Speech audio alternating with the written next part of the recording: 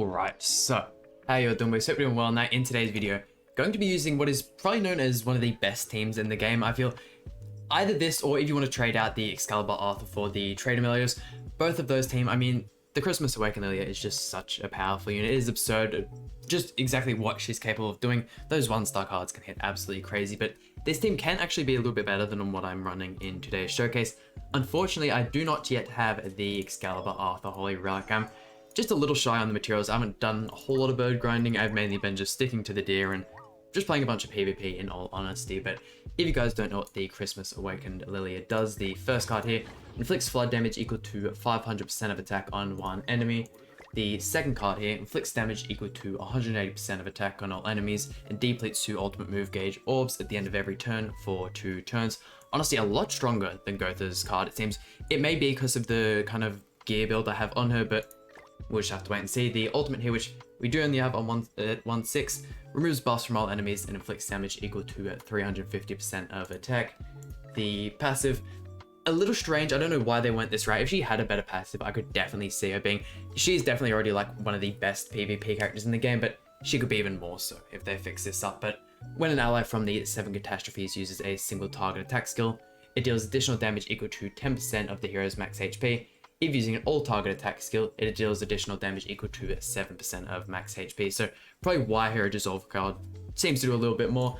And last but not least, the Holy Relic increases the hero's basic stats by 10% for every debuff effect on the enemy limit up to 5 times. If you don't have this Holy Relic, she is not even half the character she is without it. So pretty much forced to invest in the Holy Relic and run her alongside someone like Keo, or if you want to use like the Jack of Light Gotha for debuffs. But as long as you're getting that done, she is absurd what she's capable of. We are running her on attack crit now. If you guys are wanting the best viable Christmas Awakened Lilia, I would say run HP crit. Just because attack crit does slightly more damage is the reason I went for it. Her having the Flood single target card, you get so much more CC, so much more HP, just a tiny bit less damage. It's so much better to go HP crit. But jumping over to the closet here, not a whole lot of investment. I haven't really gone ahead and purchased all of her cosmetics, but this is the team we're using today, and let's jump right into it. And I would really like to have her on the far left of the team to get the merger for the single target, but honestly, although that would be extremely strong, she just does so much damage regardless with the 1-star. Like, we'll attack into Meliodas here, and you guys will see what I mean. I might actually go ahead and put up the... why not? We'll just go full send with the Lilia. I doubt Meliodas will survive here. Yeah, look at that, like 170,000 type neutral, and look at that for a Dissolve card. That is way, way too much damage. Like, are you seeing this? She is just beyond it. And then having Excalibur Arthur with the Holy Relic, like, put up the Nameless Dance, as long as he survives, which the amount of defensive capability he gets when he gets that Nameless Dance card, especially at 2 stars and 3 stars especially, he can easily tank like full-blown ultimates. Even like a 6/6, what's what I'm looking for? A 6/6 Margaret ultimate, pretty much guaranteed crit to against him. He just tanks it. It is absurd how good this Arthur is, but let's see, it looks like we're gonna get stalled out. Can't rush the ultimate as well, which is a little unfortunate.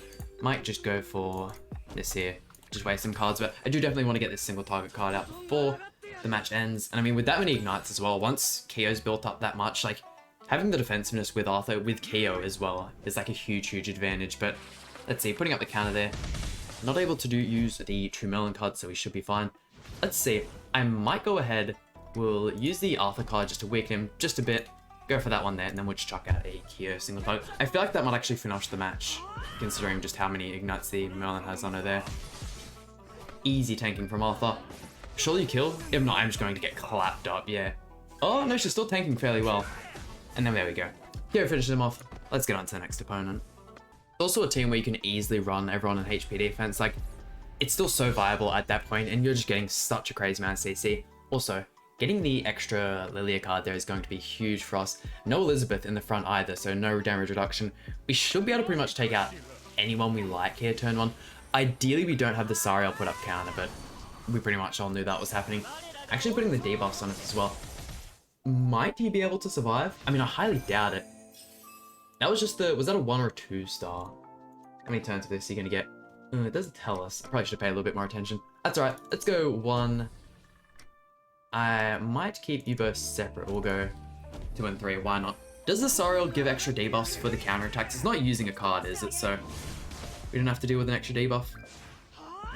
Wait, hold on. Did I actually see an extra one apply there? You do? Okay, Jesus. And that also goes onto Lily as well. Damn, Sariel actually looking like a hard counter for the Lilia in all honesty. Ooh, getting the... Okay. I know Margaret's going to be able to remove all of like our debuffs here, but I just don't think... At that point, there's so many debuffs on the opponent. We're going to get all the extra ignites next turn anyways. We should be alright. This many cards, even with how debuff she is at this point, it is going to be crazy what she's capable of doing. Holy Blade card as well. It's gonna hurt, yeah. I might go for the 2-star off the bat. That way we do survive. We can get like a crazy amount of life steal back. Let's go, we'll go for Margaret. That way if we break the counter, we can just start funneling on her. Rushing the ultimate as well. Let's see here. I mean, ideal situation, we just one-tap Sario, but we all knew that wasn't happening. Should easily be able to kill even through the counter. Look at that. 1200 from single targets. Like, with how debuff she is, they have the Breath of Bless card. It's type disadvantage. Like, that is still such surreal damage. She pretty much only got one turn of ignites on her. Let's see what we got coming from the back though. There we go. I mean, I kind of expected it to be Elizabeth. Actually, having this ultimate as well, being able to remove the Breath of Bless and any shields is going to be super, super handy. What is he going to go for? Another Breath of Bless. I'm guessing that's just another 2-star, right? Yeah. That's okay. Holy Blade there. Gonna get the Awaken Lilia real low. She's just gonna survive. Ugh. And then the ult removal. That's gonna kill it. 2-star and 3-star, the timing up drain card is so insanely powerful. Damn, definitely not a good matchup for us this one. And I don't think we can... I'm just gonna go... Actually, no. There's no way I'll win here. That's... Damn, I didn't expect her to get a loss this early, in all honesty. And Tempo, we try and keep the rest of the video going flawless, especially at the single Ursula team here. Oh, look at that. The extra single target. They just want us to win at this point. Let's go 1, 2, and 3. That should pretty much wrap up everyone there. Like, the second you're just going first with this team, it's kind of like running like Festival King when he released the Pierce team when it was like super meta back in the day. Like, you'd spawn in, they'd have the Lilia, Hauser, and Meliodas in the front. Like, if you weren't going first, they were just using the 2 Pierce cards they were guaranteed. And you just lose the match. Like, in this case, it's a little different because you're only guaranteed one of Lilia's cards, but even then, like, that with the Dissolve card, you were just doing so much damage. And yes, I did say she has a weak passive. She is still supporting herself. It's just a little unfortunate she's only supporting herself. Granted, it is still a fairly nice buff. Like, it's not the worst passive in the world. I definitely give her that. Let's see though, no cards here for Lilia. Let's go 1, 2, 3, get a little bit of extra card draw. I've definitely, depending on how well this video goes and if you guys would be interested in seeing it, I might actually see if I can just like push this team to the max, make like a HP set for Awakened Lilia, give Arthur the Holy Relic of course, and just see if I can just min-max on the CC and just make it as viable as possible. Sit somewhere in like 338,000 CC. I might give it a go because I don't really invest super heavy into like any units in particular. Like, I'm more a person who would just like to be like mildly invested in every unit of the game because when it comes to Showcase, I can just try whatever I want. Also, almost 200,000 damage on Escanor. Look at that. I also just can't get over the fact that we didn't get the Valentine's Moleskula in this update. Like, they didn't need to push it back. We easily could have gotten her in this update. And ooh, what do I want to go for here? Might go ahead and 1, 2, and 3. That should pretty much wrap up everyone. But I feel like we've been getting really good card draw in this video as well. But I suppose after this, you know, after that update, we're pretty much guaranteed to get the festival as well. Hopefully at that point we're synced up with the JP version. We can both, you know, celebrate the new festival together, the light type, whoever it is going to be. Actually, go ahead and leave a comment in the comment section down below who you think it'll be. I mean, I feel like everyone is leaning towards like a light type Elizabeth or a light type Mael. I really hope it isn't Elizabeth. It's, after what Goddess Liz did, it is just, I don't want to see that unit ever again. And I was so disappointed in the fact that with the most recent Ragnarok update with Skadi, we got Elate as the side unit. Like, what a lame unit. Honestly, like, I'm a big fan of the movie and whatnot, but really Elate, like, you easily could have given us like a Ragnarok Barn or a Ragnarok Meliodas, I mean, or a Ragnarok Escanor, sorry, and it could have done way better. I mean, unless the next Ragnarok character is just even more hype, and it's just like a huge update, maybe. But in saying that, it'd be too early to release like another Demonic Beast. I don't know, I just feel like having the DA release with like a Ragnarok Escanor and like Fenrir or something would have been sick, but let's go on to the next match. And if there is kind of, you know, any videos you guys would like to see, by all means let me know in the comment section down below. That is a massive CC boy, and this is the only thing as well, like, this is why going first is so absurdly important, because like, At this point in time, there are teams like Escanor, Trader Melios, and if you go second, they just use their 2 Escanor cards, going for Keo. I mean, I do understand that nullifies the whole Christmas Awaken Lilia, like, doing anything pretty much. AoE card, I mean, if Keo can survive here, we are eating good. Damn, okay. Hold on, we might actually be able to, pull through with this one. Who does the extra Ignite go for? Okay. Not the biggest fan of that one, but let's see, we'll go 1, 2, and I think I might just try and get as much damage out with the Christmas Awaken Lilia, just whilst we have her in the front. I doubt even with the fact that he's got the all stats improvements, Meliodas will be able to survive that. There we go, and then another AoE card, that'll do a lot of damage. We're going to get to go with the real low. Hey, damn.